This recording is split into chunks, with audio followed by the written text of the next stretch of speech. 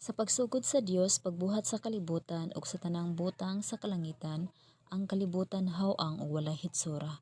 Ang kadagatan gitabunan sa kangitngit ug ang espiritu sa Dios naglihok ibabaw sa katubigan unya mingon ang Dios, mutungha ang kahayag o mitungha ang kahayag. Nahimuot ang Dios sa kahayag nga iyang nakita o gilain niya kini gikan sa kangitngit. Ginganlan niya adlaw ang kahayag ug ang kangitngit ginganlan niya gabi. Milabay ang kagabion ug miabot ang kabuntagon mao kadto ang unang adlaw. Unya mingon ang Dios, motungha ang usa ka wanang nga magbahin sa katubigan ug nahimo kini pinaagi sa gibuhat niyang wanang gilain sa Dios ang tubig nga didto sa ibabaw gikan sa tubig nga dinhi sa ubos ug nahimo kini. Ginganlan niya langit ang wanang, milabay na usab ang kagabion ug miabot ang kabuntagon mao kadto ang ikaduhang adlaw. Unya miingon ang Dios, matingob sa usa lamang kadapit ang tubig ubos sa langit aron motungha ang yutang mala ug nahimo kini. Ginganlan sa Dios og yuta ang mala ug ang tubig nga nalain ginganlan niyag dagat. Nakita sa Dios nga maayo ang iyang gibuhat. Unya miingon siya, moturok sa yuta ang nagkalain-laing mga tanom, kadtong may binhi ug kadtong mga kahoy nga mamunga ug nahimo kini. Busa miturok sa yuta ang tanang matang sa tanom. Nakita sa Dios nga maayo ang iyang gibuhat, milabay na usab ang kagabion ug miabot ang kabuntagon kadto mao ang ikatulong adlaw.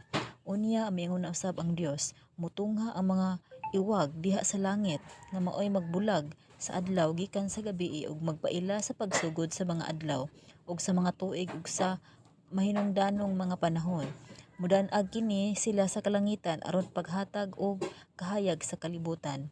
Ug nahimo kini, busa gibuhat sa Dios ang duha ka dagkong iwag, ang adlaw nga maoy maghatag og kahayag sa panahon sa adlaw ug ang bulan sa panahon sa gabii. Gibuhat usab niya ang mga bituon. Gipahimutang sa Dios ang mga iwag diha sa langit aron magdan-ag sa kalibutan ug maghatag og kahayag sa adlaw ug sa gabii ug maglain sa kahayag gikan sa kangitngit. Nakita sa Dios nga maayo ang iyang gibuhat, unya milabay na usab ang kagabion ug miabot ang kabuntagon. Kadto mao ang ikaupat nga adlaw. Miingon na usab ang Dios, mapuno ang katubigan sa nagkalain-laing mga buhing mananap ug mapuno usab sa mga langgam ang kahanginan.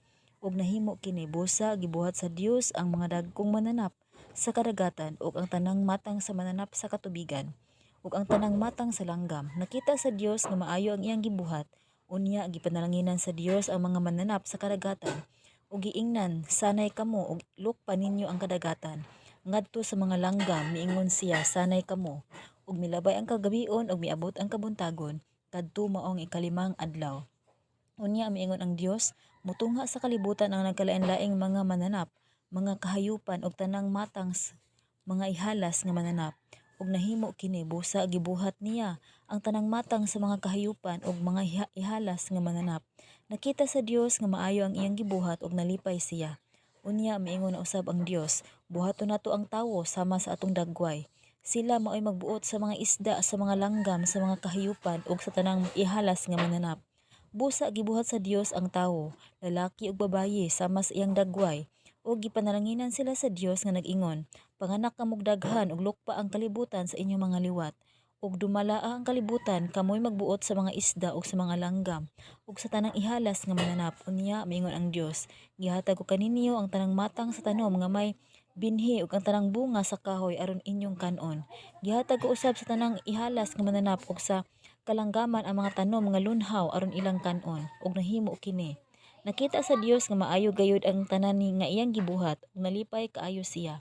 Milabay na usab ang kagabion ug miabot ang kabuntagon ug kadto mao ang ikaunom nga adlaw. Nahuman pagbuhat ang langit ug ang yuta, ang tanang butang nga anaa niini. Sa ikapitong adlaw nahuman sa Dios ang tanan niyang gibuhat ug mipahulay siya gikan sa tanan niyang gibuhat.